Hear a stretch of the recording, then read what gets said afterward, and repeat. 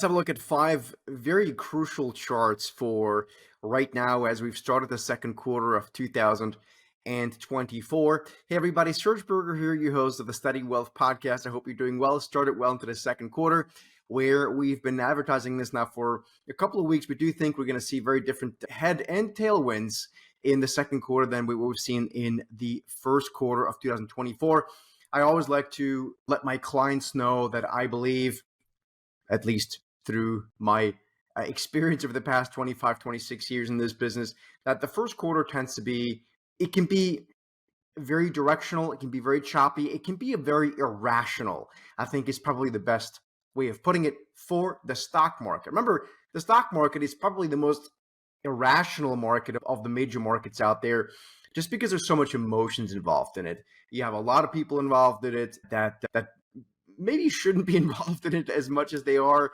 Everyone's got an opinion on a stock, on a company they love or hate. Less so the case for currencies or certain commodities, also because they tend to be a bit more difficult to make sense of. You can't walk into a McDonald's and the equivalent and all of a sudden get an idea about whatever interest rates, right? It's more difficult than going in the McDonald's physical store and having an opinion about the company, the stock, and then basically loving or hating it, no pun intended. So that leaves us with what I think right now are five very important charts for the right here, right now, as we are recording this here on Sunday, the 7th of April. I'm mindful, of course, that not everyone's going to watch this immediately on Monday, the 8th of April, as this gets released, which is also to say that I do think these charts have room to be valid for probably multiple weeks, probably more like multiple months, or even plenty more. So this is not about right here this second. I think they're very important right here, right now, but not only right here, right now. I will also say, just broadly speaking for the market, as of right here, right now, this week, I do think risk assets are overbought. That includes equities. It includes even things we really like. The energy sector, even gold, which we'll talk about here in a minute, I think is very short-term overbought. And so from that perspective, keep that in mind. We could see a risk-off trade that's starting to show some initial movement in that direction. And if we see that, and particularly if it's noticeable enough, you probably will see some sort of a pullback also in things like gold and energy stocks, both of which have done very well over the past few weeks, indeed year to date. Let's talk about these five charts in no particular order. Let me walk through them. As I always say at the beginning of our podcast, I'm going to share a screen here. If you are listening to this on a traditional podcast channel, then you won't see the charts, but do not worry one bit. I will explain them just as well. If you're watching this on YouTube, of course, you will see them. Let's start off with the first chart. And this is the chart that typically gets a lot of animal spirits to wake up. It's the gold miners. For some reason, people are enamored with gold miners, even though they are extremely difficult to trade. For some reason, people don't seem to believe that, but they are, and until they start losing money a few times. But what I want to show you here is the gold miners, is the GDX, is the ticker symbol.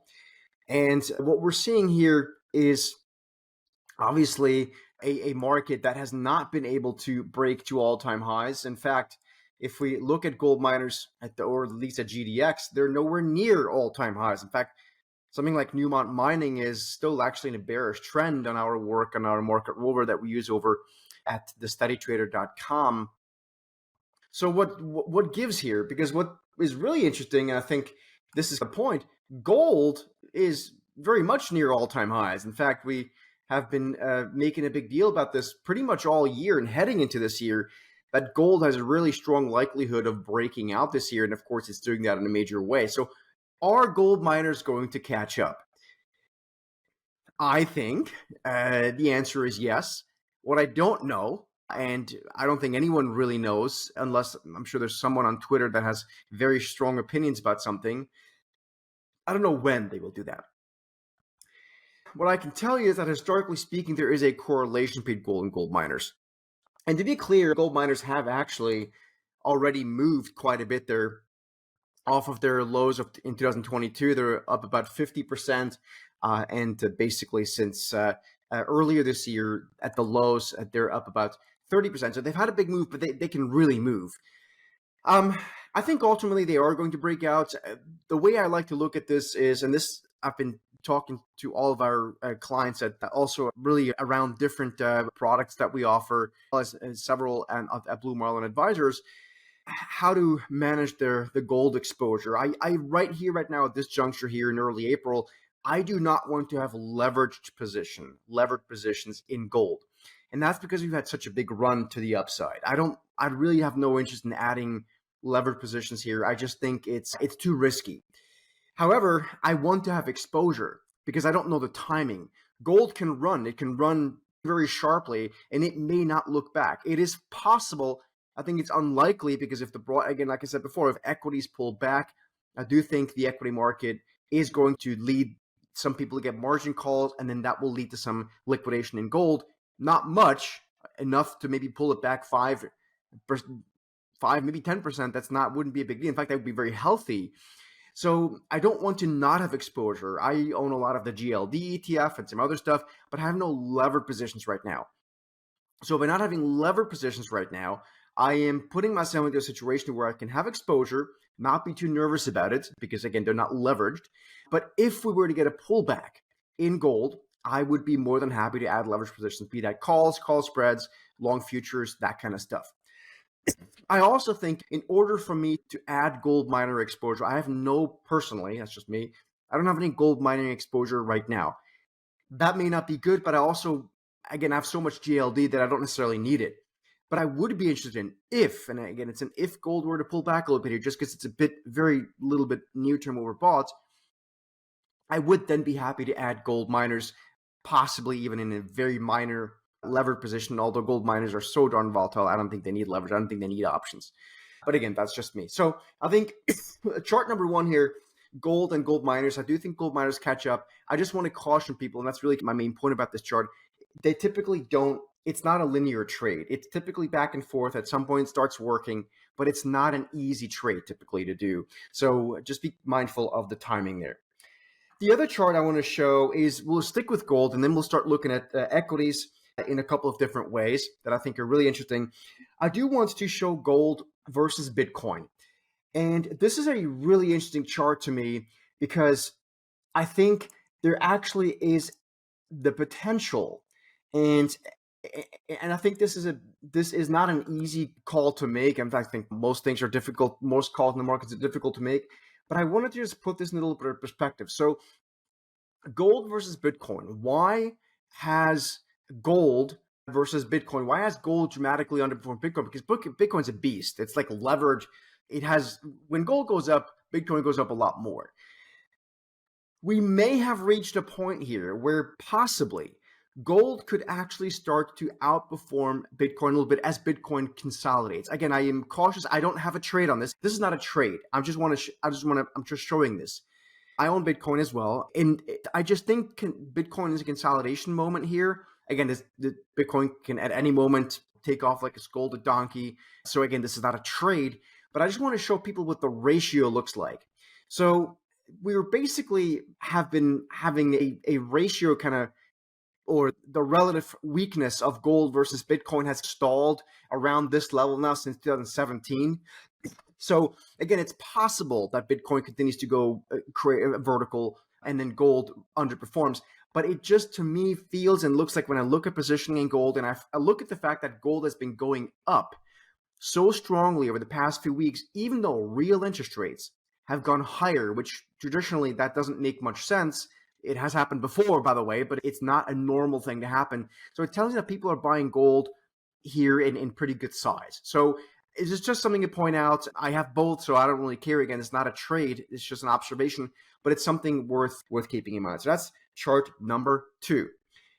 The third chart I want to look at here is essentially a breakout chart, but let's not get too excited because it's probably not what you think it might be. I have to find this chart now first before oh, here it is.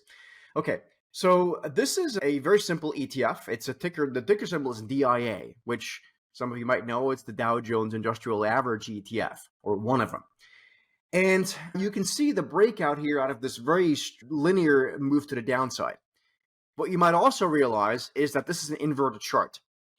The Dow is not actually breaking out. The Dow is actually breaking down. This is an inverted chart. So the actual DIA chart is, let me show you this. I think I can go to the non-inverted chart. Okay, and that looks like this. So this is the actual Dow chart. So you can see it breaking down. The reason I'm playing with your mind here, and again, if you're not seeing the chart, just know that the Dow is actually breaking down. But if we were to invert the chart, it actually looks like a breakout. A lot of people have an easier time being bullish. Most people are always bullish most of the time, and that's why they lose a lot of money over time, because it doesn't always pay to be bullish stocks. But if I go back to the inverted chart, and again, I'll describe this if those people not seeing the chart, then where's the thing? Then you'll see what the Dow is actually doing right now, or at least here very near term. This could certainly change, so keep that in mind. But it's actually breaking out. So if this was purely a chart, and that's all I cared about, and I always warn about charts being just one thing, one has to look at other stuff too.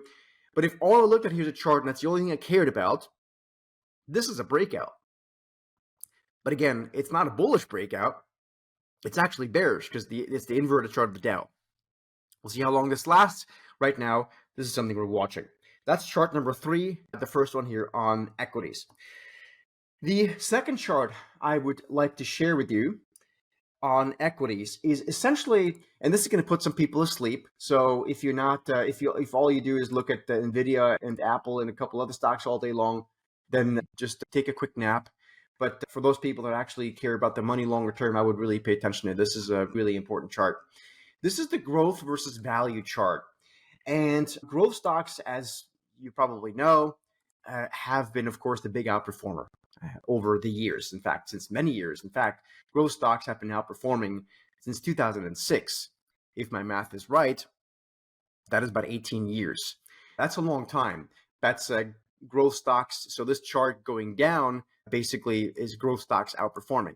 We've now reached a point, and again, if you can't see the chart, don't worry. What I'm trying to tell you is that we've gotten to a point of extremes once again, where growth stocks have so dramatically outperformed value stocks that value stocks now have a shot at actually coming back alive, which would probably mean that a lot of people who are overweight, dramatically overweight tech, which is most investors, are probably going to start underperforming the market, which would be very classical kind of behavior at this juncture in the market. So growth versus value, I do think value is at a point now where it's underperformed so dramatically, maybe it starts working back up. Now, this is a bit of a widowmaker trade because one could have made this argument probably 15, 20 times over the past 18 years. So this is, again, not something to jump in with both feet, but something that I think is interesting to look at. The last chart that I would like to share with you is essentially a ratio chart, and it's a ratio chart of the NASDAQ 100. I'll take the QQQs for this, versus commodities. This is a really interesting chart. I came across this over the weekend, and what you can see is that the NASDAQ 100 versus commodities a couple weeks ago got back to the point of outperformance, of its maximum outperformance versus commodities. So what we're showing here, and again, if you can't see it, don't worry, I'll describe. We had an extreme maximum point of equities, tech stocks, outperforming commodities. It reached a peak in the summer of 2020. So again, 24 years ago, I remember that because I was in the workforce then for literally just 3 months. It's just something like that, yeah. And we've now reached the same point once again, right? We're at the same point. And by the way, there's a lot of things that rhyme with the current market as well, both in terms of some valuation metrics, a bit of the mania we see in certain types of the markets. Just know that from an outperformance perspective, tech stocks have now once again reached an outperformance versus commodities that it last saw at the peak of the internet bubble. Now, we can do with that what we want. To me, it's a warning sign, or it's a warning sign. It's something to be aware of, particularly if we note that commodities are actually looking a lot better. And commodities, if you have a minute, have a look at DJP, not this second. DJP is a simple ETF. It's the commodity ETF. It's actually breaking out. The chart I'm showing right now is actually looks like that Dow chart, that inverted Dow chart, but this is the real chart. This is the directional chart. This is actually commodities breaking out. So commodities breaking out is a very important sign here. If we take that into consideration, given the chart I showed before or discussed before about, again, tech stocks having once again reached a level of outperformance versus commodities last seen at the peak of the internet bubble. So there's quite a few things here to digest. I do hope that you're finding this helpful. And I want to just maybe end by saying this. To me, we are probably in an environment here this year where we are going to see dips get bought again at some point. Liquidity, we have an election. I do think we're going to have some geopolitical risk here. I think maybe earnings season is going to throw a few wrenches into spokes. But I think ultimately we'll see a dip buying again.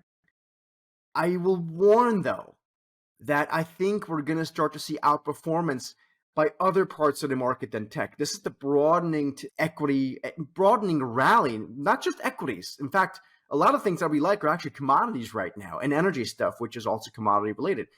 So I think a lot of people are now dramatically overweight tech, which is probably most people at this point, are going to probably not only underperform, they're probably going to get hurt. And they might get hurt a lot at some point next year, would be my guess. So I think it's an important point from a cyclical and maybe from a secular perspective to be taking a close look in the mirror and asking ourselves, what does our portfolio look like? Am I gambling with a bunch of tech stocks that my neighbor told me is going to double? And there are great tech stocks. This is not an anti-tech stock theme today. I just look at the market deeply and through many different metrics, and I see there are lots of better opportunities right now than in tech. I think tech had a hell of a run, obviously, from last October into literally just a few weeks ago. But I think that directional vertical momentum trade is what it was, has probably peaked, and there's lots of other opportunities. So that's the 5 charts we're looking at here, or at least some of the charts, 5 really important ones, I think, for right now. Thanks for listening, folks. Hope it's helpful. And if you have any questions, any suggestions of topics you'd like us to talk about here in the Steady Wealth podcast, you can always email support@thesteadytrader.com. And with that, have a good start to the week and a good continuation into the second quarter here.